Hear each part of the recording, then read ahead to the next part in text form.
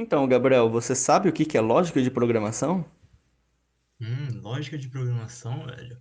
Eu acho que é. O que eu sei de lógica, eu acho que é a mesma coisa, não? Então, não necessariamente. Na verdade, lógica de programação está embutida dentro de lógica. A lógica, como um conceito, ela é muito mais geral do que a lógica de programação.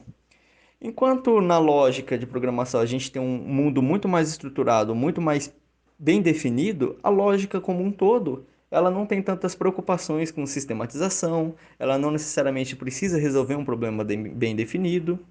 E basicamente as duas se assemelham muito porque uma está contida dentro da outra. Ok, então o que é lógica de programação, velho? Lógica de programação. A gente pode fazer um paralelo então entre a lógica e a programação.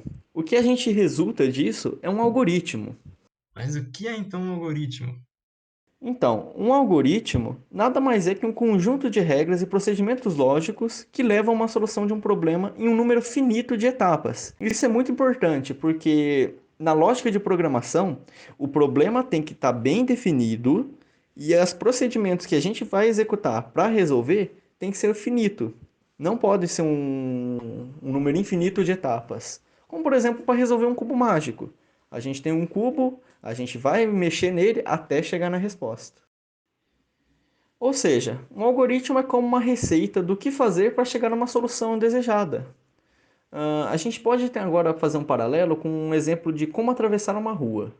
O que a gente tem que considerar, então, para atravessar uma rua? Ah, a gente tem que olhar para a direita, olhar para a esquerda, se está vindo um carro ou não, né? E aí decidir se vai atravessar ou não. Beleza? Faz sentido? Então, como que a gente modelaria esse problema como um algoritmo? A gente poderia pensar no seguinte algoritmo.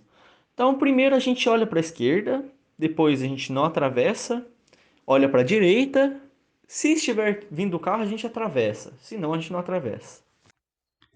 Ei, calma aí. Tá meio estranho esse algoritmo. Será que funciona isso? Se estiver vindo o carro atravessar, eu acho que vai acontecer alguma coisa errada.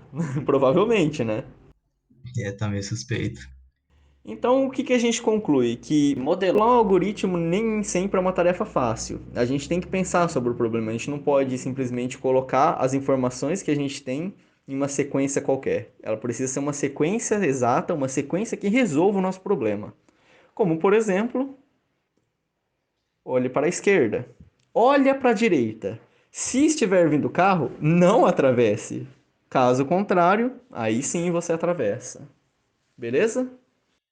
Agora sim, esse tá certo. Vamos falar um pouco agora sobre a necessidade de variáveis. Vamos considerar a seguinte situação: a gente tem que calcular a média das notas de um aluno. Como que a gente pode modelar esse problema como um algoritmo? Com o que a gente sabe até agora, não podemos. Talvez a gente até consiga, mas não vai ser uma maneira efetiva, uma maneira eficiente. E é aí que a gente vai conhecer o nosso primeiro conceito, que é as variáveis. E o que é uma variável? Uma variável é como uma folha em branco que você pode anotar alguma coisa. Pensando no sentido da programação, no próprio computador, é um pedacinho da memória que está à sua disposição para o que você precisar.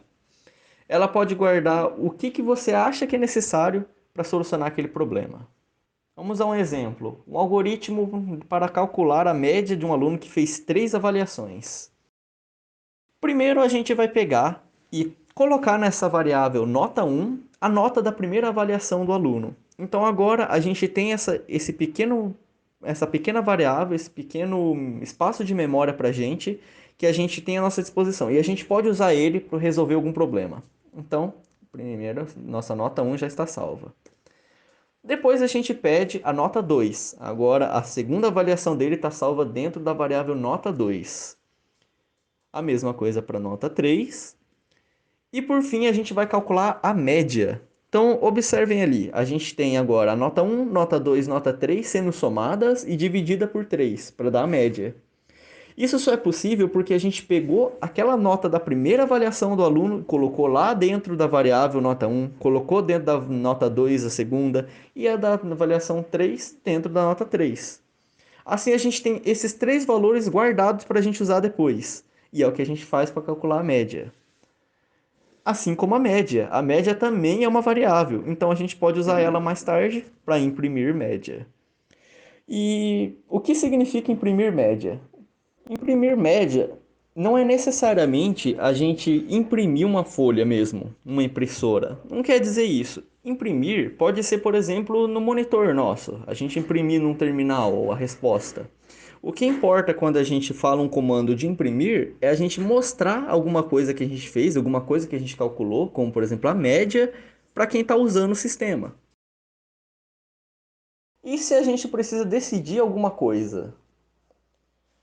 Puxa da memória aquele exemplo de atravessar a rua.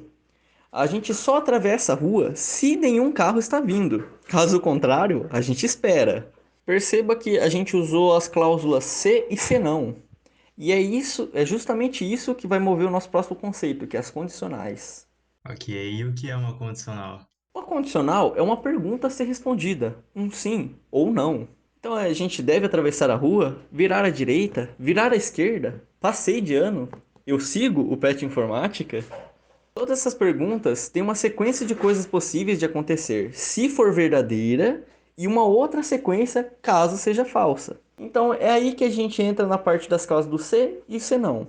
Se a coisa é verdadeira, a gente faz uma sequência de passos. Se não, a gente faz a outra sequência de passos. Então vamos pensar no algoritmo usando condicionais. Decidir qual caminho seguir durante uma trilha, direita ou esquerda. Vamos começar. Primeira coisa que a gente pode fazer é ler a placa de orientação. E aí a gente consulta o mapa. A gente tem que ir para a direita ou para a esquerda? Se a gente tem que ir para a esquerda, então a gente segue o caminho à esquerda. Se a gente deve ir para a direita, senão a gente segue o caminho à direita. Então agora a gente chega no nosso último conceito, as repetições. Imagine a situação em que a gente precisa somar 300 números. Somar 300 números para a gente não é uma coisa exatamente fácil. 300 vezes uma operação, para nós, é uma coisa cansativa. Já para o computador, não é nada. É justamente para essas tarefas grandes, cansativas e repetitivas que a gente vai usar o conceito de repetição. E o que é uma repetição? Uma repetição é um ciclo de operações a serem realizadas inúmeras vezes. Enquanto não chegar a um destino, dirija. Enquanto houver exercícios, resolva mais um. Enquanto o vídeo não acabar, continue assistindo. Ou seja, alguma coisa vai ser feita enquanto uma condição for verdadeira. Tem mais um exemplo aí para mostrar? A gente pode pensar num algoritmo para usar a repetição para somar os 300 números e depois imprimir o resultado final. Então a gente começa com uma linha, atribuindo à variável soma o valor zero. Então, se a gente não tem mais nada além disso, se a gente não tem mais nenhum número para somar, ela é zero. E enquanto a gente tiver números a serem somados, a gente faz soma, recebe o valor que ela tem agora, mais o número novo. Perceba que essa linha 2 e a linha 3, ela vai ser repetida. Então, enquanto não chegar nesses 300, enquanto a gente não somar cada um dos 300 números que a gente tem que somar, essas duas linhas vão se repetir. E assim, a soma vai cada vez mais ganhando todos esses valores. E por fim, a gente simplesmente imprime a variável soma. Yes, baby. Thank you.